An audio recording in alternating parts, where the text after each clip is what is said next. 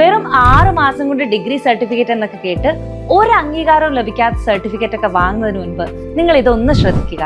കാരണം നിങ്ങൾ വാങ്ങിക്കുന്ന സർട്ടിഫിക്കറ്റ് വെറും ഒരു കടലാസ് കഷ്ണം മാത്രമായി പോകരുത്.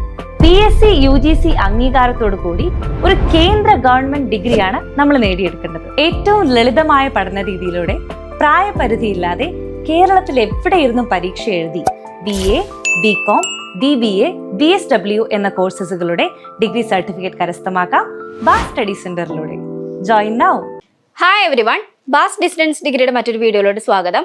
അപ്പോൾ ഇന്നത്തെ വീഡിയോയിൽ നമ്മൾ ഡിസ്കസ് ചെയ്യാൻ പോകുന്നത് ശ്രീനാരായണ ഗുരു ഓപ്പൺ യൂണിവേഴ്സിറ്റിയുടെ സെമസ്റ്റർ വൈസ് അസൈൻമെന്റ്സും കാര്യങ്ങളും സബ്മിറ്റ് ചെയ്യേണ്ട ടൈമായി തുടങ്ങിയിട്ടുണ്ട്. അപ്പോൾ ഏത് ഡേറ്റ് വരെയാണ് അസൈൻമെന്റ് സബ്മിറ്റ് ചെയ്യാൻ പറ്റുന്നത് എന്നുള്ള കാര്യങ്ങളാണ് ഇന്നത്തെ വീഡിയോയിലോട്ട് ഡിസ്കസ് ചെയ്യുന്നത്.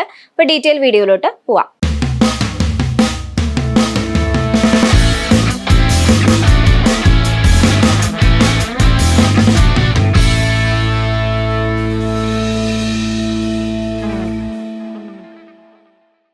ശ്രീനാരായണ ഗുരു ഓപ്പൺ യൂണിവേഴ്സിറ്റിയിലേക്ക് അഡ്മിഷൻ എടുക്കാൻ താല്പര്യപ്പെടുന്ന വിദ്യാർത്ഥികളാണ് നിങ്ങളെങ്കിൽ താഴെ കാണുന്ന നമ്പറിൽ കോൺടാക്ട് ചെയ്യുക.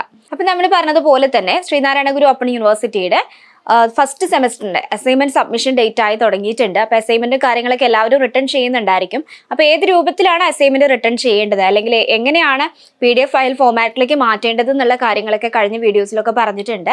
അപ്പം പ്രോപ്പറായിട്ട് ചെക്ക് ചെയ്യാത്ത സ്റ്റുഡൻസ് ഉണ്ടെന്നുണ്ടെങ്കിൽ വീഡിയോസ് പ്രോപ്പറായിട്ട് ചെക്ക് ചെയ്യുക. അതുപോലെ തന്നെ അസൈൻമെന്റ് റിട്ടേൺ ചെയ്ത് കഴിഞ്ഞതിന് ശേഷം PDF രൂപത്തിലേക്ക് മാറ്റിയിട്ട് വേണം നിങ്ങൾ അപ്ലോഡ് ചെയ്യാനായിട്ട്. നമുക്ക് ഈ ഒരു അസൈൻമെന്റ് അപ്ലോഡ് ചെയ്യാനുള്ള ലാസ്റ്റ് ഡേറ്റ് നമുക്ക് വരുന്നത് 30/7/2026 ആണ്. ഓക്കെ, അപ്പൊ ജൂലൈ 30 വരെയാണ് നമുക്ക് ഡേറ്റ് വരുന്നത്.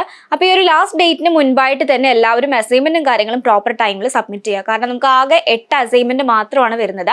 ആ ഒരു 8 അസൈൻമെന്റ് പ്രോപ്പർ ടൈമിൽ സബ്മിറ്റ് ചെയ്ത് കഴിഞ്ഞിട്ടുണ്ടെങ്കിൽ നമുക്ക് ടെൻഷൻ ഇല്ലാത്ത രൂപത്തിൽ നിങ്ങൾക്ക് മെയിൻ എക്സാമും കാര്യങ്ങളൊക്കെ അറ്റൻഡ് ചെയ്യാൻ വേണ്ടി സാധിക്കുള്ളൂ. അപ്പൊ അതുപോലെ തന്നെ ഈ PDF രൂപത്തിലേക്ക് മാറ്റുമ്പോൾ നമ്മൾ മെയിൻ ആയിട്ട് പറയുന്ന ഒരു കാര്യമാണ് 10 MB കൂടരുത് എന്നുള്ളത്. 10 MB കൂടി കഴിഞ്ഞിട്ടുണ്ടെങ്കിൽ നമുക്ക് അത് അപ്ലോഡ് ചെയ്യാനുള്ള ബുദ്ധിമുട്ട് വരും. അപ്പൊ അതുകൊണ്ടാണ് നിങ്ങളുടെ അടുത്ത് 10 MB മിനിമം 10 MB ഉണ്ടായിരിക്കണം എന്ന് പറയുന്നത്. അപ്പൊ ഇത്തരത്തിലുള്ള എല്ലാ കാര്യങ്ങളും ശ്രദ്ധിക്കണം ഒരു അസൈൻമെന്റ് അപ്ലോഡ് ചെയ്യുമ്പോൾ. പിന്നെ അത് മാത്രമല്ല, ലാസ്റ്റ് ഡേറ്റിന് മുന്നായിട്ട് തന്നെ എല്ലാവരും അസൈൻമെന്റ് സബ്മിറ്റ് ചെയ്യുക. പ്രോപ്പർ ടൈമിൽ അസൈൻമെന്റ് സബ്മിറ്റ് ചെയ്ത് കഴിഞ്ഞാലേ നമുക്ക് മെയിൻ എക്സാമും കാര്യങ്ങളൊക്കെ അറ്റൻഡ് ചെയ്യാൻ വേണ്ടി സാധിക്കുള്ളൂ. അപ്പൊ ഈ ഒരു 30 ശേഷം നമുക്ക് ഫൈനോട് കൂടിയിട്ടുള്ള അസൈൻമെന്റ് സബ്മിഷൻ ആയിരിക്കും ഉണ്ടായിരിക്കുക. അപ്പോൾ ഫൈനൊന്നും ഇല്ലാത്ത രൂപത്തിൽ എല്ലാവരും തന്നെ പ്രോപ്പർ ടൈമിൽ അസൈൻമെന്റ് സബ്മിറ്റ് ചെയ്യാൻ വേണ്ടി ശ്രദ്ധിക്കുക. അതുപോലെ തന്നെ ഇൻസ്ട്രക്ഷൻസും കാര്യങ്ങളൊക്കെ പ്രോപ്പറായിട്ട് ചെക്ക് ചെയ്തതിന് ശേഷം മാത്രം അസൈൻമെന്റ് റിട്ടേൺ ചെയ്യുക. അപ്പോൾ ഇവിടെ പഠിക്കുന്ന സ്റ്റുഡൻസ് ആണെന്നുണ്ടെങ്കിൽ നിങ്ങൾ ഒരു കാരണവശാലും ടെൻഷൻ ആവേണ്ട കാര്യമില്ല. നിങ്ങളുടെ കംപ്ലീറ്റ് സർവീസും ഇവിടുന്ന് പ്രൊവൈഡ് ചെയ്യുന്നതാണ്. ഇനിയിപ്പോൾ അതല്ല, പുറത്തുനിന്നുള്ള സ്റ്റുഡൻസ് ആണെന്നുണ്ടെങ്കിൽ ഇത്തരത്തിലുള്ള എല്ലാ കാര്യങ്ങളും ശ്രദ്ധിക്കണം. അസൈൻമെന്റ് ചെക്ക് ചെയ്യുക. അതുപോലെ തന്നെ അസൈൻമെന്റ് ഏത് രൂപത്തിലാണ് സബ്മിറ്റ് ചെയ്യേണ്ടതെന്നുള്ളത് നോക്കുക. അതുപോലെ അസൈൻമെന്റ് സബ്മിഷനുമായി ബന്ധപ്പെട്ടുള്ള ഒരുപാട് കാര്യങ്ങൾ നമ്മൾ ഡീറ്റെയിൽ ആയിട്ട് തന്നെ വീഡിയോസിൽ പറഞ്ഞിട്ടുണ്ട്. ആ വീഡിയോസൊക്കെ പ്രോപ്പറായിട്ട് ചെക്ക് ചെയ്തതിന് ശേഷം മാത്രം എല്ലാവരും അസൈൻമെന്റ് സബ്മിറ്റ് ചെയ്യാം. അപ്പോൾ ഈ ഒരു വീഡിയോയുമായി ബന്ധപ്പെട്ട് ഇനി എന്തെങ്കിലും സംശയങ്ങൾ ഉണ്ടെങ്കിൽ നിങ്ങൾക്ക് താഴെ കമന്റ് ചെയ്യാവുന്നതാണ്.